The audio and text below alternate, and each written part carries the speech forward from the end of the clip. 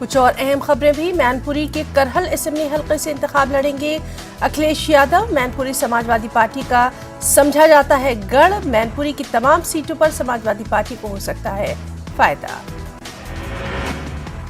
इससे पहले अखिलेश के आजमगढ़ की गोपालपुर सीट से इलेक्शन लड़ने की कयास आ रही थी। समाजवादी पार्टी के सरबराह अखिलेश यादव इस वक्त आजमगढ़ से लोकसभा के रुकने पार्लियामेंट है।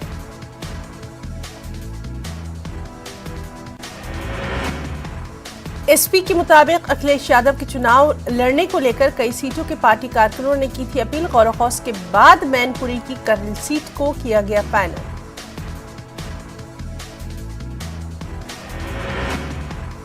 बीजेपी के मुताबिक अखिलेश यादव का मैनपुरी के करहल असेंबली हलके से कामयाब होना इतना भी आसान नहीं। कहा, करहल में ही साइकिल की हवा निकल जाएगी, साइकिल कभी लखनऊ नहीं पहुंच पाएगी।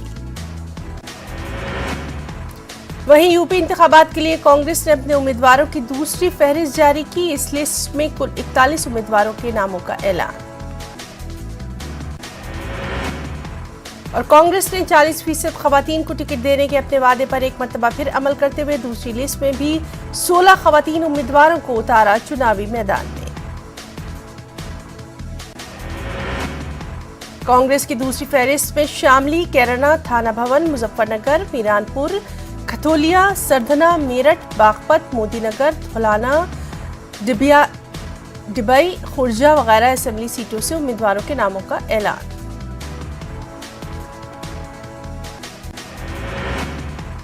यूपी में होने वाले असेंबली इंतखाबात में अपने मिशन 100 की तरफ कदम बढ़ाते हुए एमआईएम ने उम्मीदवारों की तीसरी लिस्ट जारी की। 7 उम्मीदवारों पर मुश्तमिल है ये तीसरी लिस्ट। सबसे अहम यह कि एमआईएम की तीसरी लिस्ट में 2 हिंदू उम्मीदवारों को भी चुनावी मैदान में उतारा गया है। मेरठ की हस्तिनापुर असेंबली सीट से विनोद जाटव और बाराबंकी की रामनगर सीट से विकास श्रीवास्तव को एमआईएम ने दिया है टिकट। एसपी और कांग्रेस को बीजेपी से बड़ा झटका। नितिन अग्रवाल, प्रमोद गुप्ता और प्रियंका मौर्य बीजेपी में शामिल। मुलायम सिंह के साड़ू हैं प्रमोद गुप्ता। प्रमोद गुप्ता की बीजेपी में शमूलियत पर छलका अखिलेश का दर्द भी। कहा, खानदान में लड़ाई कराती है बीजेपी, हम किसी के घर में नहीं कराते झगड़ा।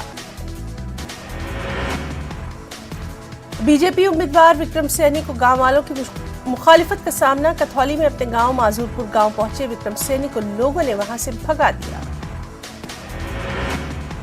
बीजेपी एमएलए और मुजफ्फरनगर के खतौली असेंबली हलके से उम्मीदवार विक्रम सैनी अपने इलाके के मुनव्वरपुर गांव में मीटिंग के लिए पहुंचे थे कि गांव वालों ने विक्रम सैनी का पीछा किया और उन्हें वहां से भगा दिया। मेरठ में पहले मरहले की पोलिंग के लिए पर्चा नामजदगी दाखिल करने का सिलसिला जारी है। सवाल खास सीट से समाजवादी आरएलडी इत्तेहाद उम्मीदवार गुलाम मोहम्मद ने दाखिल किया पर्चा नामजदगी। मेरठ साउथ सीट से मौजूदा बीजेपी एमएलए सत्येंद्र तोमर ने दाखिल किया पर्चा नामजदगी।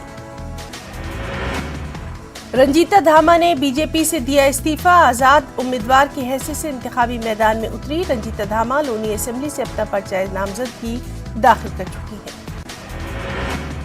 गाजियाबाद के मोदीनगर असेंबली सीट से बीजेपी की उम्मीदवार मंजू सिवाच ने अपना पर्चा नामजदगी दाखिल किया। पार्टी ने एक बार फिर उन पर किया है एतमाद।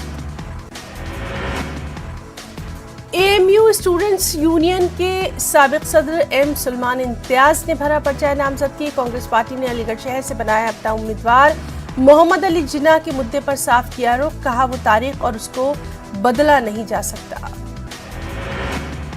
अलीगढ़ में मुस्लिम उम्मीदवार एक दूसरे को ही बना रहे निशाना। सभी मुस्लिम उम्मीदवारों के निशाने पर भारतीय जनता पार्टी। अलीगढ़ में कल पर्चा नामजदगी के 7वें दिन भरे गए 24 पर्चा। सभी उम्मीदवार अपने अपने हक में बता रहे हैं यहाँ का माहौल। बीजेपी उम्मीदवार सतवीर त्यागी का मुतनाज़ा बयान। कठवर असेंबली सीट से मौजूदा एमएलए हैं सतवीर त्यागी। समाजवादी पार्टी उम्मीदवार शाहिद मंजूर को बिना नाम लिए बनाया निशाना। मुखालिफ सियासी जमात उम्मीदवार को बताया माफिया और दहशतगर्द तक।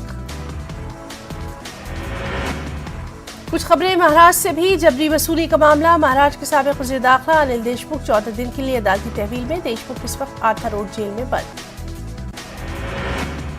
महाराष्ट्र के नांदेड़ के शांतिनगर में 8 जनवरी को हुए बम धमाका मामले में पुलिस ने कलीदी मुलजिम केशव पवार को किया गिरफ्तार। अदालत ने मुलजिम को 3 दिन की पुलिस तहवील में भेजा। महाराष्ट्र में फिर से खुल सकते हैं स्कूल, वज़ीर आला उद्धव ठाकरे ने तजवीज़ की मंजूर। रियासती वज़ीर तालीम वर्षा गायकवाड़ का बयान। बांद्रा मेट्रोपॉलिटन कोर्ट ने बुल्ली बाई ऐप मामले में 3 मुलजिमों की जमानत की अर्जी की खारिज। साइबर पुलिस ने की थी जमानत की मुखालिफत। महाराष्ट्र स्टेट वक्फ बोर्ड के सीईओ अनीस शेख ने ओहदे से दिया इस्तीफा। बावसूख ज़राए के मुताबिक सीईओ मातहत अफसरान और वक्फ मेंबरान के रवैये से नहीं थे मुतमईन। औरंगाबाद में पहली मरतबा वक्फ बोर्ड की नाजायज कब्जात और कार्रवाई। मड़की गांव में 10 एकड़ जमीन पर से नाजायज कब्जात हटाए गए। दरगाह नूरुल हुदा की 87 एकड़ जमीन वक्फ की मिल्कियत में शामिल। महाराष्ट्र के सतारा में खातून फॉरेस्ट अफसर को साबिक सरपंच ने सरेआम पीटा। जराये के मुताबिक मजदूरों की मुंतकली के मामले पर कुछ कहासुनी हुई, जिस पर साबिक सरपंच आग बबूला हो गया और उसने खातून ऑफिसर की कर दी पिटाई। हालांकि उसके खिलाफ कार्रवाई भी। मुमरा में बाइक करतबाजों पर हुई कार्रवाई। पुलिस ने बाइक सवार और मालिक को किया गिरफ्तार। एक बच्चे को बाइक पर बिठाकर कर रहे थे स्टंट। वीडियो वायरल होने के बाद कार्रवाई। कुछ अहम इंटरनेशनल न्यूज भी। यूरोपीय कमीशन की सरबराह उर्जुला फान डेर लाइन ने रूस को खबरदार किया कि उसके लिए यूरोपीय यूनियन के साथ तिजारत ज्यादा अहम। उन्होंने ये बयान रूस की यूक्रेन में मुमकिना अस्करी कार्रवाई के अंदेशों के तनाजुर में दिया।